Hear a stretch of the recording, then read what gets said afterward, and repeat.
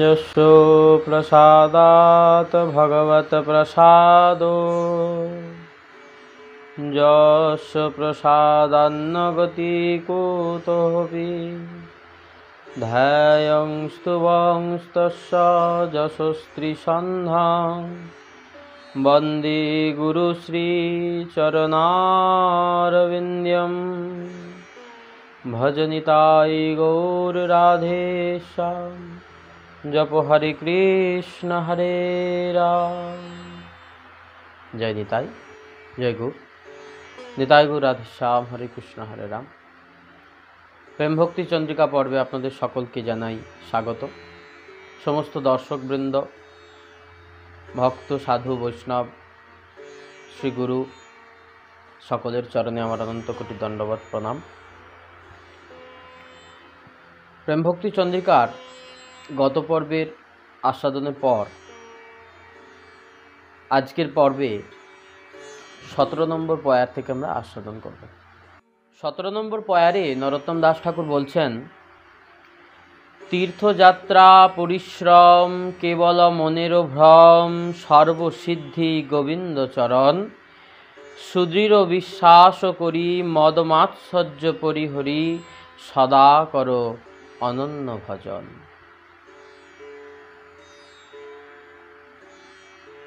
ग्रंथ रचयिता प्रेम भक्तिर महाराज नित्यानंद प्रभुर आवेश अवतार श्रील श्रीयुक्त नरोत्तम दास ठाकुर महाशय प्रेम भक्तिर शिक्षा प्रसंगे এই প্রেম ভক্তি চন্দ্রিকার অবতারণা করেছেন।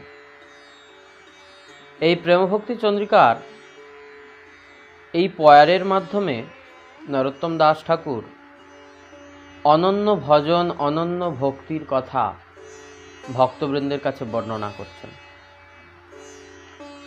যারা নবীন ভক্ত, যারা ভজন পথে নবীন এসেছি আমরা, যারা ভজনের এখনো কিছুই জানি না,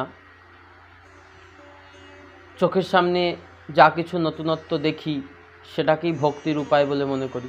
ভক্তিপথেও আমাদের অনেক কিছু নতুনত্ব এসেছে বর্তমান দিনে, অনেক পরিবর্তন, অনেক চেঞ্জ, অনেক মডিফিকেশন, মডিউলেশন এসেছে। তো সেইগুলিকেই আমরা ভক্তিপথের মূল যাজিত বস্তু বা যাজন বলে মনে করি। তাই নরোত্তম দাস ঠাকুর নবীন ভক্তদের উদ্দেশ্যে এই মহাবাণীটি উত্থাপন করেছেন। বলছেন, চাণক্য পণ্ডিত একটি শ্লোকে বলেছিলেন, চলত চিত্তং চলত বিত্তম চলত জীবনম যৌবনম চলাচলম ইদম সর্বম কীর্তিযস্য সজীব। কি বলেছিলেন? চলত চিত্তং, এই মনটা হচ্ছে সব থেকে বেশি চঞ্চল। আমাদের মন এত বেশি চঞ্চল, কোনো একটা জায়গার ভাবনা শুধু একবার মনে করা সঙ্গে সঙ্গে মন কিন্তু সেই জায়গায় পৌঁছে যাবে। আমি যদি এখন মথুরার ভাবনা করি, আমার মন চলে গেল কিন্তু সেই মথুরার রাস্তায়। আমি যদি এখন দক্ষিণ দেশে ভেঙ্কটেশ্বর মন্দিরের ভাবনা করি, আমার মন চলে গেল কিন্তু দক্ষিণেশ্বরে সেই ভেঙ্কটেশ্বর মন্দির। তাহলে মন সব থেকে বেশি চঞ্চল, মনের গতি সবার থেকে বেশি। চলত চিত্তম চলত বিত্তম, এই ধন সম্পত্তি চঞ্চল। চলত জীবনম যৌবনম, জীবন যৌবন সব কিছুই চঞ্চল। তাই এই চিত্তকে চঞ্চল না করে চিত্তকে কিভাবে স্থির করে অনন্য ভজনে আমাদের চিত্তকে আনিত করা যায়, তার উদ্দেশ্যেই নরোত্তম দাস ঠাকুর মহাশয়ের এই প্রয়াস। তিনি বললেন, তীর্থযাত্রা পরিশ্রম কেবল মনের ভ্রম, অর্থাৎ চিত্ত চাঞ্চল্যকর পরিশ্রম ত্যাগ করিয়া স্থিরভাবে শ্রী বৃন্দাবনাদি লীলাধামে সৎসঙ্গে বাস করে অনন্য ভজন করতে বলছেন। তাহলে কি নরোত্তম দাস ঠাকুর এখানে বলছেন যে তীর্থযাত্রা করা যাবে না, কোনো তীর্থে যাওয়া যাবে না? কারণ 64 ভজনাঙ্গের মধ্যে যে 5টি ভজনাঙ্গকে প্রেম প্রাপ্তির মূল বলা হয়েছে, শক্তিশালী সাধন বলা হয়েছে, তার মধ্যে ব্রজবাস অন্যতম। চৈতন্য চরিতামৃতে বলেছেন মধ্যলীলায়, সাধুসঙ্গ, নাম কীর্তন, ভাগবত শ্রবণ, সকল মথুরাবাস শ্রীমূর্তির শ্রদ্ধায় সেবন। সকল সাধন শ্রেষ্ঠ এই পঞ্চ অঙ্গ, কৃষ্ণ প্রেম জন্মায় এই পাঁচের অল্প সঙ্গ। এই পাঁচটি জিনিস, সাধুসঙ্গ, নাম সংকীর্তন, ভাগবত আদি শ্রবণ, বৃন্দাবন মথুরাবাস এবং শ্রীমূর্তির শ্রদ্ধায় সেবন, এই পাঁচটি অঙ্গের অল্প যাজনও যদি কেউ করে তাহলে কিন্তু তার প্রেম ভক্তি হয়। তাহলে ভগবানের পাদপদ্ম লাভ করা যার ইচ্ছা, লাভ করা যার অভিলাষ, সেই ব্যক্তি তিনি কি করবেন? নবদ্বীপ, বৃন্দাবন, নীলাচল প্রভৃতি ধাম আদি আশ্রয় করে স্বজাতীয় সাধুগণ মহৎগণের সঙ্গ করে শ্রবণ, কীর্তন, স্মরণ, অর্চন, বন্দম এই সমস্ত অন্তরঙ্গ ভজনে নিরত থাকবেন। নানা তীর্থে ঘুরে বেড়ানোর কোনো প্রয়োজন নাই। এইখানেই কিন্তু এই কথাটির সার্থকতা, তীর্থযাত্রা পরিশ্রম। মনকে একটি জায়গায় বেঁধে ফেলতে হবে। মন যদি নবদ্বীপে বাঁধা পড়ে যায় তো নবদ্বীপেই বাঁধা থাকবে, চাহে আমি যেখানেই পড়ে থাকি, স্থলে জলে বনে বাদারে যেখানেই থাকি। তাই বললেন মনকে একটি জায়গায় স্থির করা, বেঁধে দেওয়া, এটাই হচ্ছে সব থেকে বড় কাজ। তাই চিত্তের বিক্ষেপ যেন কখনো না আসে। চিত্তের যদি, মনের যদি বিক্ষেপ হয়, মন যদি চঞ্চল হয়, তাহলে অন্তরঙ্গ ভজনে বাধা এসে যায়।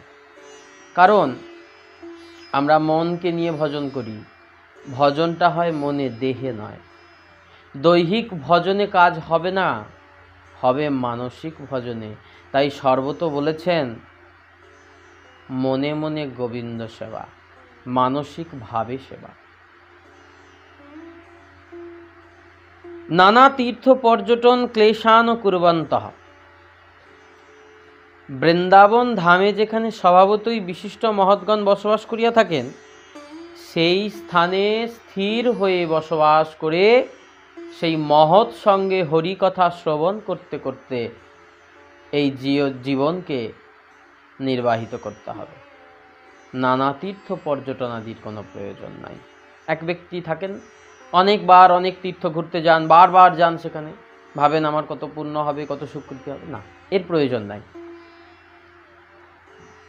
তাই ভজন সাধন বিষয়ে শাস্ত্রবাণীর ন্যায় মহৎ অনুভব একটা বিশেষ প্রমাণ। অনুভব, কারণ আমরা তো সকলে অনুভবের জগতে বিচরণ করি, অনুভবে আমাদের সেবা।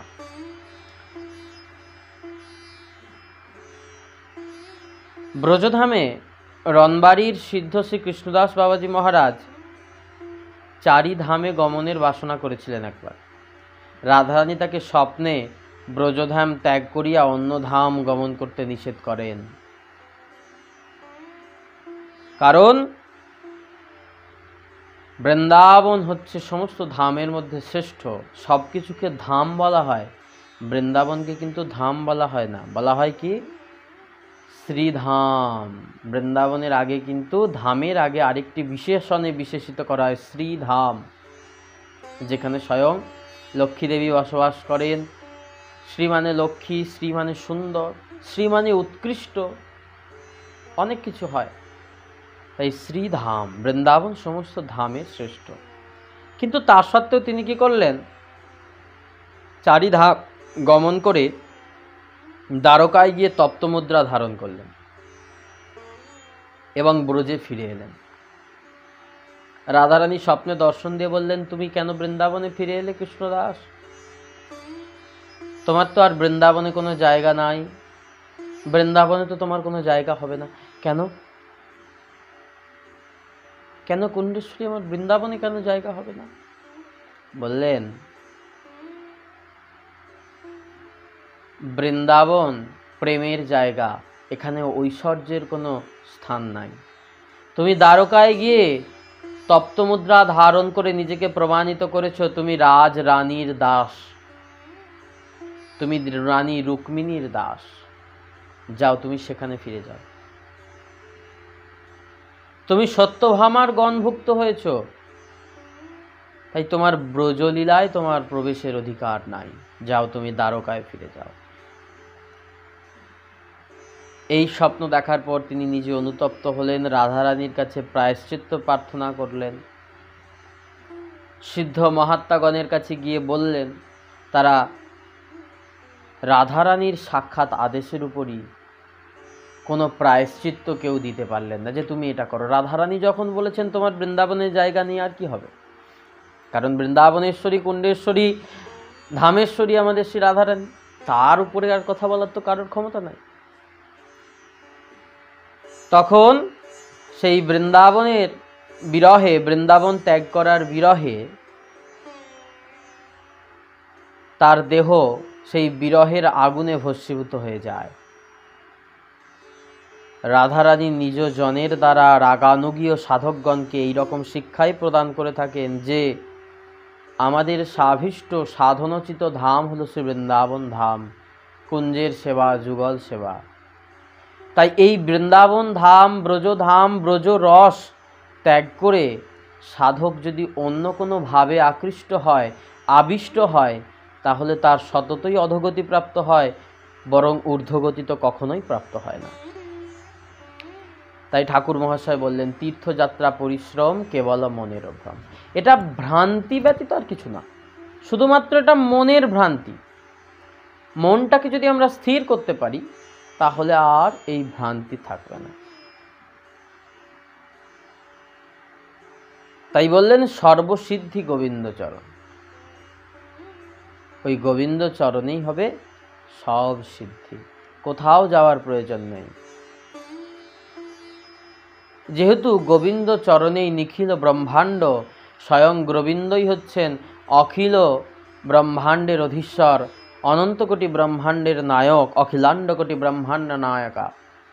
তিনি তীর্থযাত্রার সিদ্ধি, এর জন্য যদি কোনো ব্যক্তি গোবিন্দ চরণ ছেড়ে গমন করে থাকে তাহলে তার গোবিন্দ ভজনই বৃথা হয়ে যায়, তার অভীপ্সিত ফল তিনি কখনোই লাভ করতে পারে না।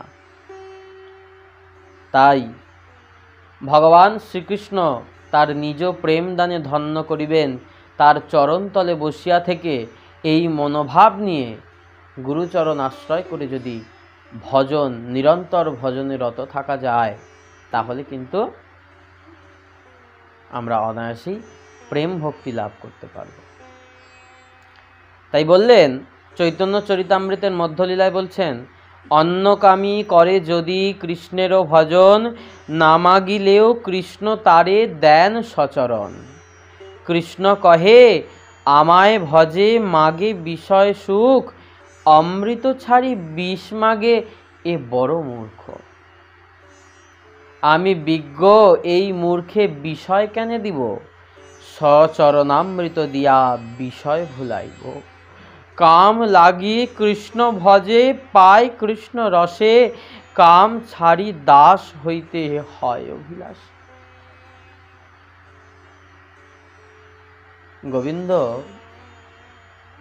পরম পুরুষোত্তম ভগবান, সাক্ষাৎ লীলা পুরুষোত্তম ভগবান, তিনি বলছেন, কেউ যদি আমার ভজনা করেন এবং আমার ভজনা করে অন্য কিছু বিষয় সুখ চায়, আমায় ভজে মাগে বিষয় সুখ, অমৃত ছাড়ি যেন সে বিষ মাগে।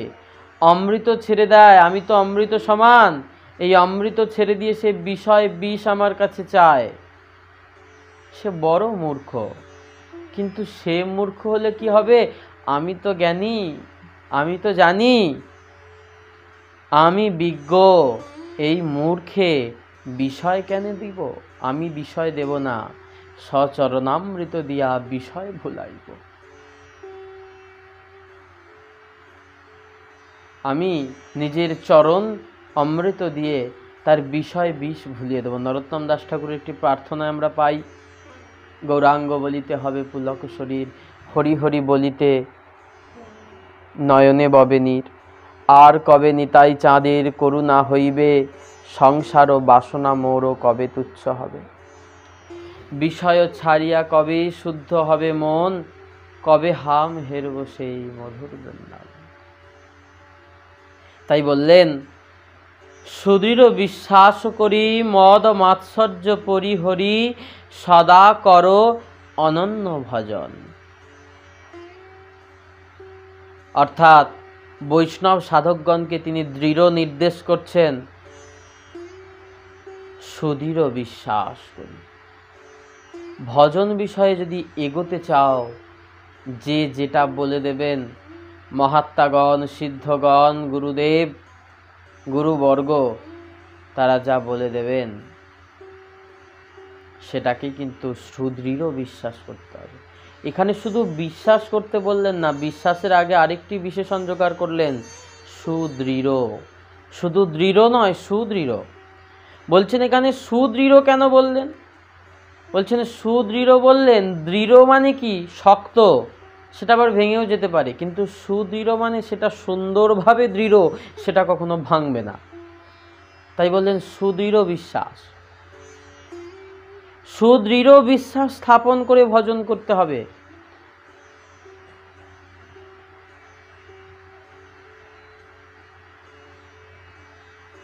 শ্রদ্ধা আনয়ন করতে হবে, কারণ শ্রদ্ধা আনলে তবে বিশ্বাস আসে। সুদৃঢ় বিশ্বাস সম্পন্ন ব্যক্তি কি হয়? শ্রেষ্ঠ শ্রদ্ধাবান।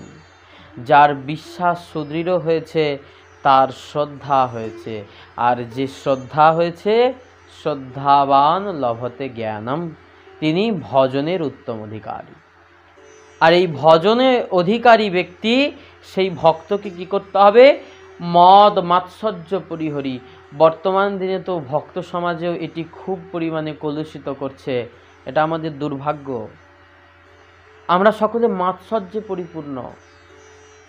মদ তো আছেই, মাৎসর্যটা যদিও বা বাদ দিয়েছিলেন নরোত্তম দাস ঠাকুর ভজন থেকে, আমরা ভক্তরা সেই মাৎসর্যটাকেও নিয়ে এসে হাজির করেছি।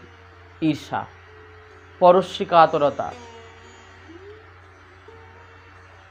ভজনে যদি মাৎসর্য আসে তাহলে কিন্তু সেটা ভজন হয় না, আর সেটা শুদ্ধ থাকে না। তাই বললেন মদ মাৎসর্য ত্যাগ করতে হবে। এগুলি হচ্ছে কুঠার, তোমার ভক্তির বৃক্ষটাকে আস্তে আস্তে কেটে ছিন্নমূল করে দেবে। তাই পরমার্থ লাভ করতে হলে অপরের প্রতি হিংসা বর্জন করতে হবে, অপরের দোষ গুণ দেখা বন্ধ করতে হবে। আমরা একটি তো বর্তমান দিনে খুব প্রচলিত হয়ে গেছে এই প্রথাটা, প্রত্যেকের মধ্যে আমরা দোষ খুঁজে বেড়াই আজকাল, কারোর গুণ দেখি না। মা শারদা একটি কথা বলেছেন, কে তোমায় কবে একটি রসগোল্লা খাইয়েছিল সেটি তোমার মনে থাকবে না গো, কে তোমার কবে কানটি টেনে ধরেছিল সেটি তোমার সারা জীবন মনে থাকবে।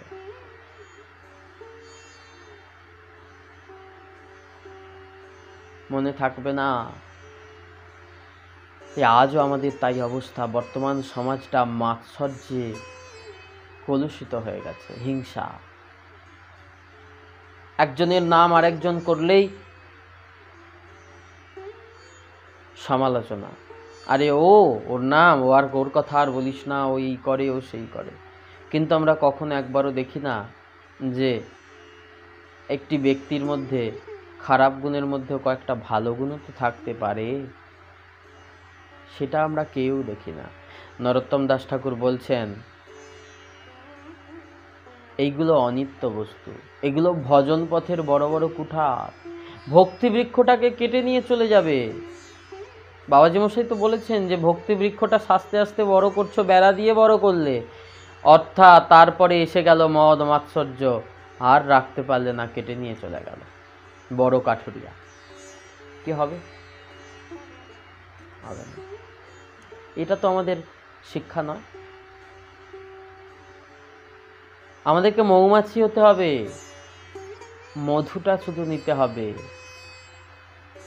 বাকিটুকু ফেলে দিতে হবে। মাছি হয়ে পুঁজ রক্ত খেয়ে সেখানে দগদগে ঘা করে দিলে আমাদের কিছু লাভ হবে না। মৌমাছি হও, মধু খাও, মধুর স্বাদ পাবে, উন্নত হবে। মাছি হয়ে পুঁজ রক্তে বসে কিছু হবে না।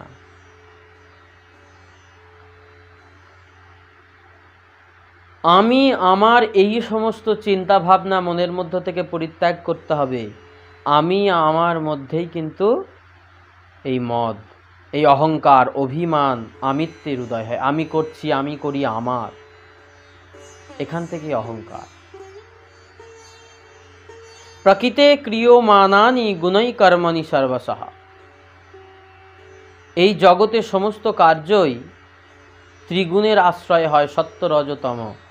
আমি করছি এই কথাটা মনে করলেই কিন্তু অভিমান এসে হাজির হবে। তখন হৃদয়ের মধ্যে যে মধুময় সুশোভিত গোবিন্দ প্রেম, মাদনাক্ষ মহাভাব, সেই বৃন্দাবনের উন্নত উজ্জ্বল রস, সেই সুন্দর মধুর রসের ভাবটা হৃদয় থেকে আস্তে আস্তে নিষ্পেষিত হয়ে বেরিয়ে যাবে। কারণ এই মাৎসর্যকে শাস্ত্রে বলছেন, নরোত্তম দাস ঠাকুর বলছেন, এই মাৎসর্য একটি বড় পাথরের মতো। একটি পাথর, বড় পাথর, তার নিচে যদি একটি সরস ফলকে রাখা হয় তাহলে কি হবে? পাথরের চাপে সেই সরস ফলের যত রস সব কিন্তু বেরিয়ে যাবে। কয়েকদিন পর দেখব শুকনো খোসাটা পড়ে আছে আর রসটা নাই। ঠিক আমাদের হৃদয়ে গোবিন্দ প্রেমের যে সুন্দর একটি উন্নত উজ্জ্বল রসময় ফল রয়েছে, তার উপরে এই মাৎসর্য রূপ যদি পাষাণখণ্ড একবার চেপে বসে, হিংসারূপী পাষাণখণ্ড একবার যদি চেপে বসে, বাবা, ওই সরস ফলের সমস্ত রস চলে যাবে, শুধু শুকনা চিবড়াগুলো পড়ে থাকবে, ছিবড়াগুলো শুকনা হয়ে পড়ে থাকবে।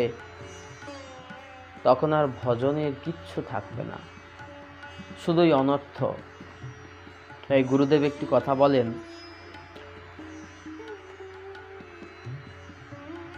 অপরাধ থেকে বাবা দূরে থাকবে।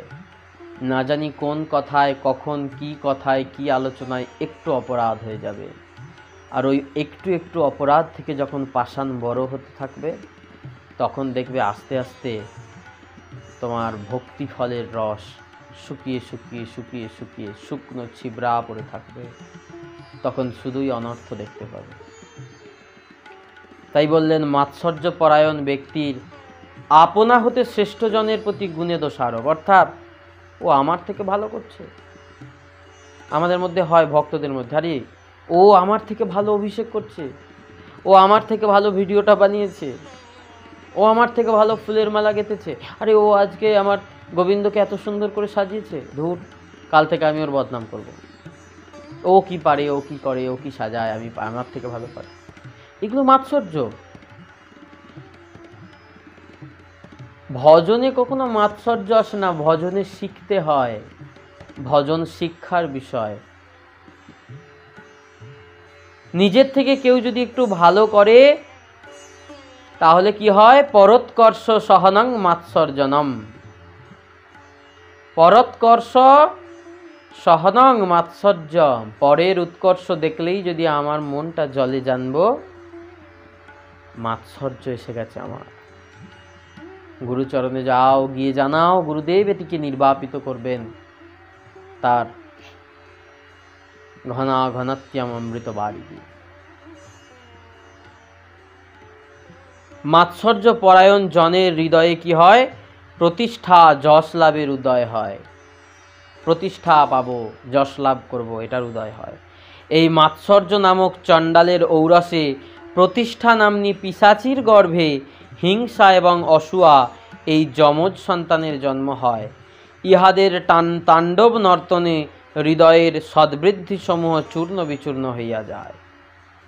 আর কিছু থাকে না, সদ্বৃত্তি সব চূর্ণ বিচূর্ণ হয়ে যায়। তাই বললেন, সদা কর অনন্য ভজন। ভাগবতের চতুর্থ স্কন্ধে বলেছেন অনন্যবৃত্তা, অর্থাৎ অনন্যবৃত্তা ভক্তা অব্যয় ব্যভিচারী ভক্তা। অনন্যবৃত্তা ভক্তা অব্যভিচারী ভক্তা। অনন্য ভক্তি বলতে বোঝায় অব্যভিচারী ব্যক্তি, যিনি অনন্য ভক্তিতে রত হয়ে আছেন। তাই শ্রীল বিশ্বনাথ চক্রবর্তী পাদ শ্রীমদ্ ভাগবত গীতার টিকায় বলেছেন, অনন্য ভাগ, অর্থাৎ যাহারা আমা ব্যতীত অন্য দেবতার ভজন করেন না, আমার ভক্তি ব্যতীত কর্ম জ্ঞানাদির অনুষ্ঠান করেন না, অর্থাৎ যে কর্মের মধ্যে আমার কৃষ্ণকে সন্তুষ্ট করার কোনো উপায় নাই, আমি সে কর্ম করব না। এখানেই কর্মযোগের সার্থকতা। ভগবান বলছেন কর্মযোগের উপদেশ দিয়েছেন গীতায়, বলেছেন হে অর্জুন তুমি কর্ম করো, কর্ম না বাধি করস্তে মা ফলে সুখদাচন। আমরা দেখতে পাই 2য় অধ্যায় বলছেন কর্ম সম্পর্কে। কর্ম করো, কিন্তু কিরকম কর্ম করো? মন্মনা ভব মদ্ভক্ত মজ্জাজিমাং নমস্কুরু মামে বৈশ্যসি যুক্তৈবা আত্মানাং মৎপরায়। তুমি আমার ভক্ত হয়ে আমার মজ্জাজিমাং নমস্কুরু, আমার যাজন হয়, আমার সন্তুষ্টি বিধানের জন্য এমন কর্ম হয়, সেই কর্ম করো। আরো শ্লোকে আমরা পাই ভগবদ্গীতায়, ব্রহ্মার্পণং ব্রহ্ম হবির্ব্রহ্মাগ্নো ব্রহ্মণাহুতম ব্রহ্মৈব তেন গন্তব্যং ব্রহ্ম কর্ম সমাধিনা। তোমার সমস্ত কিছু কর্ম করো কিসের জন্য? ব্রহ্মের উদ্দেশ্যে, এবং ব্রহ্মের উদ্দেশ্যে কর্ম করে সেই কর্মকে ব্রহ্মেই বিসর্জন দাও, ব্রহ্মের উপর অর্পণ করো, নিজের বলে রেখো না। যখনই তুমি সমস্ত কিছু ব্রহ্মকে অর্পণ করবে, পরম ব্রহ্ম শ্রী হরিকে অর্পণ করবে, তখন আর তোমার বলে কিছু থাকবে না, সমস্ত কিছুই হরিময় বিশ্ব হয়ে যাবে, আর তখন গোবিন্দ তোমাকে আপনার করে নেবেন। তাই যেখানে কামনা বাসনার কর্ম আছে, সেখানে কখনো অনন্য ভজন নাই, অনন্য ভক্তি নাই। তাই ঠাকুর মহাশয় বললেন, তিনি যথার্থ সাধু, যিনি ভক্তি ব্যতীত অন্য কোনো জ্ঞান কর্ম আদির অনুষ্ঠান করেন না। যে জ্ঞান কর্মের দ্বারা শুধুমাত্র ভক্তি প্রাপ্ত হয়, তিনি, যে ব্যক্তি এই সমস্ত কর্মেরই অনুশীলন করেন, তিনি হচ্ছেন যথার্থ সাধু, তিনি হচ্ছেন অনন্য ভজনশীল ভক্ত। নরোত্তম দাস ঠাকুর মহাশয় এই ত্রিপদীতে সুন্দরভাবে বর্ণনা করলেন। দেখো নবীন ভক্তগণ, অনন্য ভজনটা কিভাবে হয়। আমরা নবীন ভক্তরা বড্ড মাৎসর্যপরায়ণ, বড্ড অহংকারী। তো এই জায়গা থেকে আমাদের সার্থকতা একটা বুঝতে হবে, যে নরোত্তম দাস ঠাকুর এখানে বলছেন, বাবা ভক্তির প্রথমেই যদি আমরা এগুলিকে অবলম্বন করে ফেলি, আর তো এগোতে পারবো না। মাথার ওপর যদি একটা বড় পাথর চেপে থাকে, সামনের দিকে কি এগোনো যায় বাবা? যায় না। তাই চেষ্টা করতে হবে সমস্ত কিছু ত্যাগ করে মদ মাৎসর্য পরিহরি সদা করবে অনন্য ভজন। জয় নিতাই, জয় গৌর।